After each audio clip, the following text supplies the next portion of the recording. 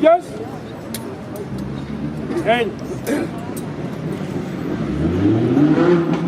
Madame l'ambassadeur, Monsieur les ambassadeurs de Lotharingen et l'autre membre de famille Habsbourg. Monsieur Jacques Mayer, directeur de la Bolivage. Monsieur Jean-Luc Joppard, chef de protocole du gouvernement. Mesdames et messieurs, chers amis,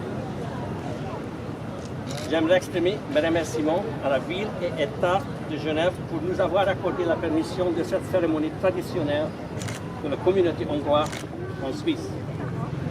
Cette année, nous déposons un courant au pied de la statue de l'impératrice Elisabeth, reine de Hongrie, pour commémorer l'anniversaire de 120 ans à sa mort. Je remercie les représentants de la troupe de hussards de Ózd de Hongrie, des musiciens de le studio pour faire la contribution de notre manifestation.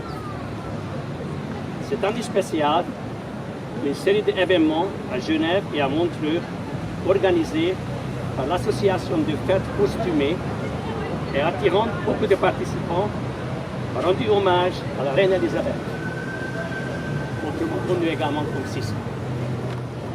Nous fait plaisir à voir qu'il y a beaucoup de personnes intéressées dans la personnalité et œuvre ravissante de la reine.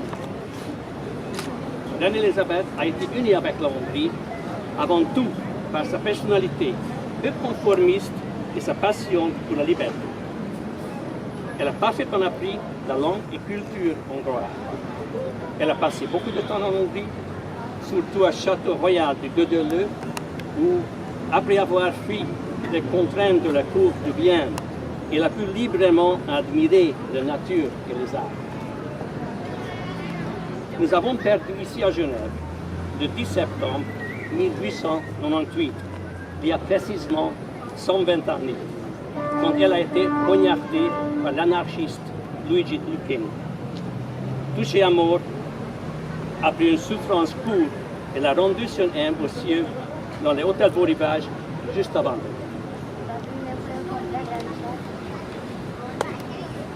Excellenciás Hölgyeim és Uraim, Főfelsége Habsburg Lotharingen Imre főherceg, tisztelt Habsburg család jelenlévő tagjai, tisztelt Jacques Meyer igazgató úr, tisztelt Jean-Luc Joppard protokollfőnök úr, kedves honfitársaim! Köszönetet szeretnék mondani Genf városának és kantonjának, idén is lehetővé tették a svájci magyar közösség hagyományos hosszúrozási ünnepségét Erzsébet királyné szobránál, halálának 120. évfordulójára való emlékezés céljában. Külön köszönöm az Ózdi Huszártandérium képviselőinek és a Stúdió Kodály zenészet közreműködését. Az Association de Fêtes Costumées szervezésében, Genfben és Montreuxben is számos résztvevőt vonzó rendezvénysorozatra került sor, méltón tiszteletben Erzsébet királyné emléke előtt a kerekéforduló.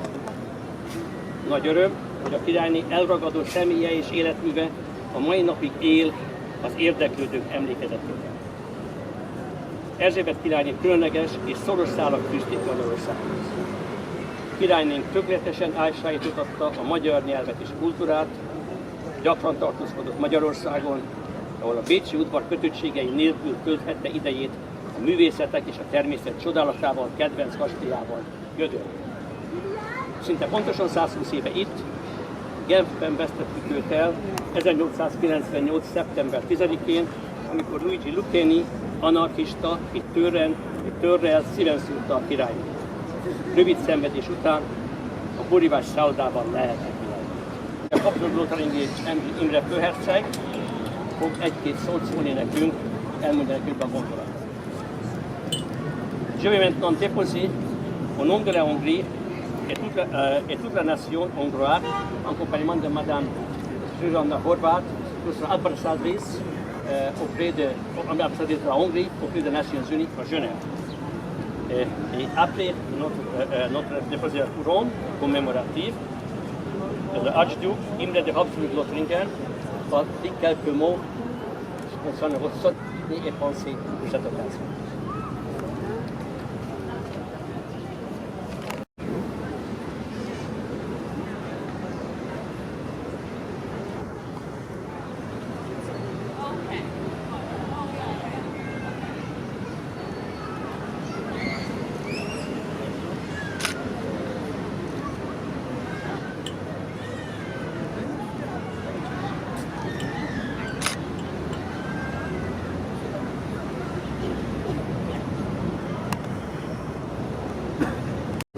Désolé, malheureusement je ne parle pas assez bien l'hongrois, ou même pas du tout. Je m'excuse pour cela. En tout cas, c'est une grande joie pour mon épouse et moi-même d'être ici ce soir. Merci beaucoup à Monsieur l'ambassadeur pour cette invitation, Madame l'ambassadrice, Madame l'ambassadeur auprès des Nations Unies et Mesdames, Messieurs ici présents. Je veux dire que je suis très impressionné de voir tant de gens, toutes les personnes en costume ici. On se croirait vraiment à l'époque. À la fin du XVIIIe siècle, XIXe siècle. Et Elisa aussi en uniforme, c'est vraiment très impressionnant. Merci beaucoup.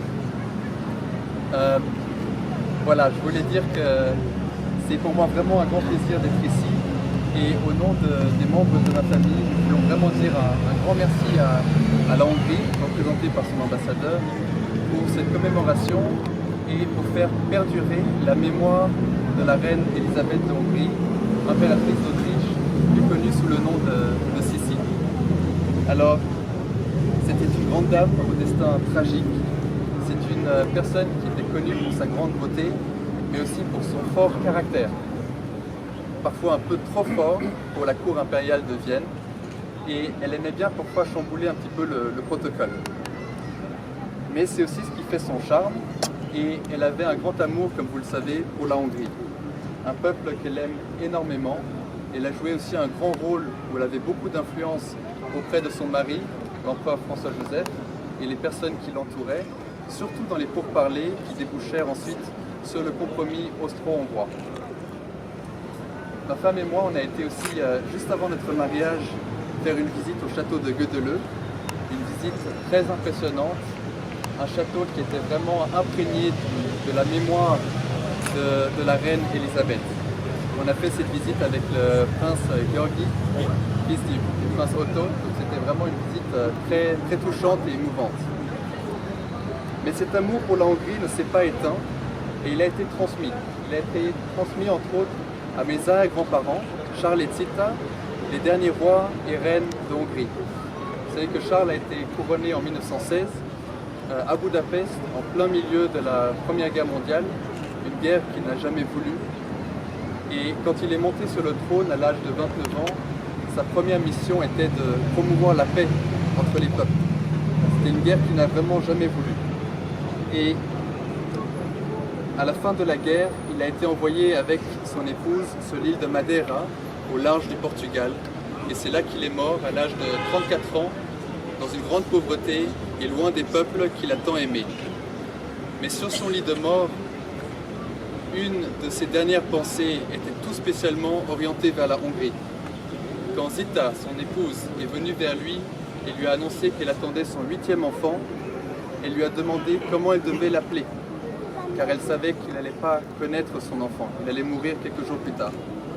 Et Charles a beaucoup réfléchi, était très ému, et ensuite il a dit « Tu lui donneras un prénom hongrois, pour montrer l'attachement et l'amour que j'ai pour la Hongrie. Si c'est une fille, tu l'appelleras Erzsébet, je veux dire Elisabeth, donc en français.